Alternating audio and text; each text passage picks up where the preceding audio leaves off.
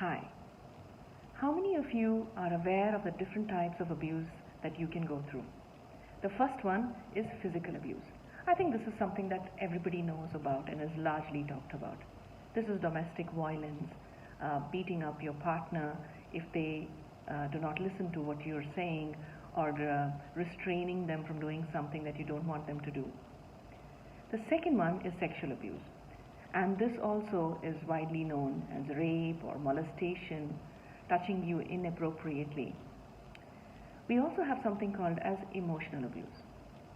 Emotional abuse is mentally torturing someone, not actually saying or doing things which are obviously torturing, but it's a sort of way where you intimidate someone. You start making them afraid of you, that they comply to what you're saying even without you having to exert force. The next type of abuse is financial abuse, where you rob a person of their ability to make financial decisions for themselves. They are afraid to even invest, spend without your consent. The next one is self-abuse. Did you know that many of us are actually a victim of our own abusive system, where we do not allow ourselves to express ourselves in the name of, oh, you will spoil your reputation or you will spoil your friendships, or you don't allow yourself to enjoy your achievements or success by saying, oh, you could have done better. All of this is self-abuse. Addictions of any kind also come under self-abuse.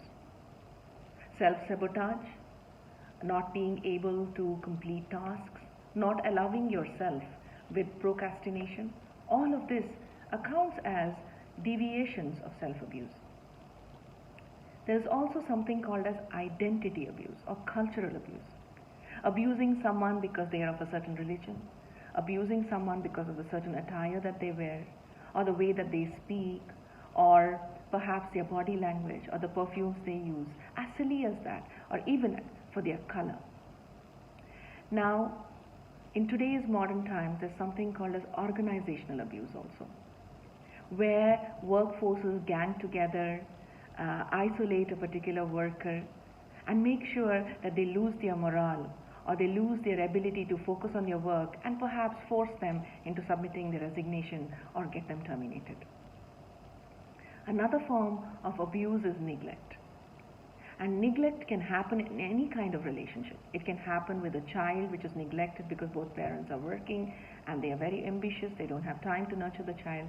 It can happen between partners, where one partner is completely on their own journey and refuses to acknowledge the needs of the other partner, and so on and so forth. So, I don't want you to get stuck thinking that only sexual abuse, physical abuse, or emotional abuse are the only type of abuse. I want you to see what categories of abuse you might fall in because of others. And if there is anything that you are doing to others, it is time to take stock of both these feelings and see where we can restart new.